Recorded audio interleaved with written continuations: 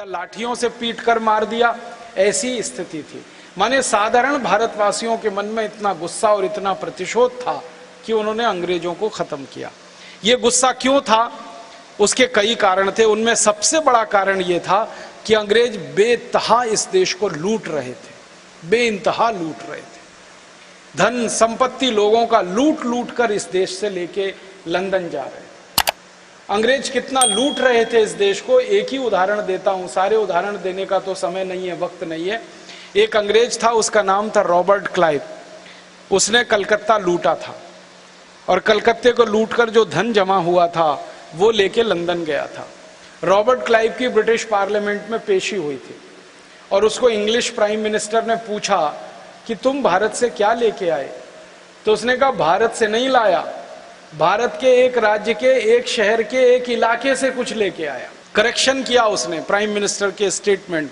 उसने कहा पूरे भारत से लाना तो मेरे बस की बात नहीं है और हम अंग्रेजों को 1000 साल लगेंगे तब पूरे भारत से कुछ हम ला पाएंगे।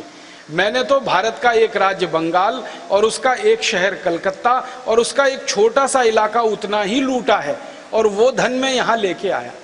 तो ब्रिटिश प्राइम मिनिस्टर पूछ रहा है कितना धन लेके आए? उसने कहा गिना नहीं है, गिनती नहीं की है, तो अंदाजा बता दो। तो वो कहता है कि आप अंदाजा लगाना चाहते हैं तो इससे लगा लो कि भारत से जो धन मैं लूट कर लाया हूं वो सोने के सिक्के हैं, चांदी के सिक्के हैं, हीरे जवाहरात हैं और बेशकीमती धातुएं हैं। ये सब भर भर के लाने के लिए मुझे पानी के 900 जहाज लगे।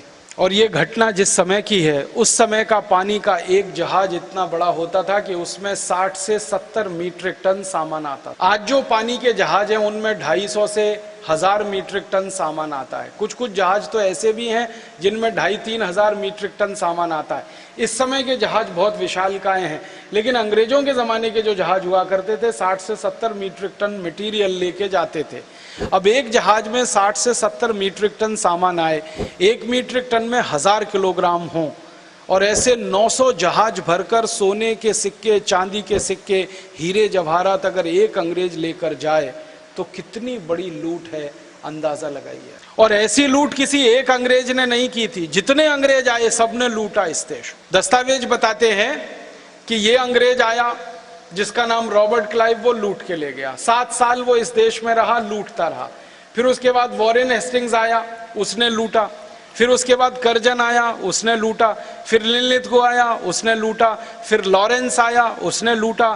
फिर डलहौजी आया, उसने लूटा। फिर विलियम बेंटिंग आया, उसने लूटा। और ये लूट का सिलसिला तब तक चलता रहा जब लॉर्ड माउंटबेटन इस देश का आखिरी गवर्नर जनरल बन के आया। तो रॉबर्ट क्लाइव से शुरू होकर और माउंटबेटन तक अंग्रेजों के 84 गवर्नर जनरल इस देश में आए, सबने लूटा। किसी ने 7 साल, किसी ने 10 साल, किसी ने 12 साल, किसी ने 5 साल, किसी ने 3 साल। और ये सारा धन इकट्ठा हो होकर लंदन पहुंच गया। इस धन की ताकत पर अंग्रेजों ने औद्योगिक क्रांति की, वरना इंग्लैंड के पास औद्योगिक क्रांति करने के लिए पूंजी नहीं थी। एक अंग्रेज की डायरी का एक वाक्य सुनाता हूं। उस अंग्रेज का नाम था जेम्स वॉट, आपने सुना होगा। भाप के इंजन का आविष्कार उसने किया। जेम्स वॉट अपनी डायरी में लिखता है कि अगर मेरा जन्म ईस्ट इंडिया कंपनी के भारत प्रवास के पहले हो गया होता तो मैं और मेरा आविष्कार दोनों ही मर गए होते। डायरी में आगे वो लिख रहा है कि मैं और मेरा आविष्कार क्यों मर गए होते।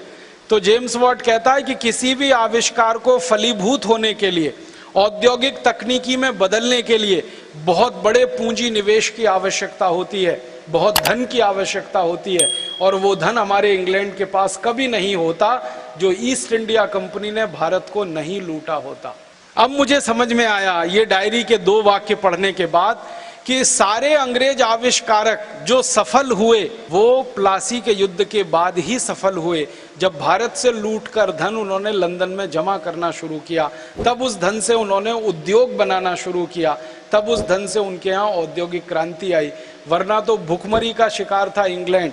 जब ईस्ट इंडिया कंपनी भारत आई थी तो इंग्लैंड सबसे गरीब देश था दुनिया का। इंग्लैंड के इतिहासकारों ने इंग्लैंड के इतिहास में लिखा है कि 15वीं शताब्दी और 16वीं शताब्दी में इंग्लैंड में 3.5 करोड़ लोग भूख से मर गए थे। इतना बुरा हाल था इंग्लैंड।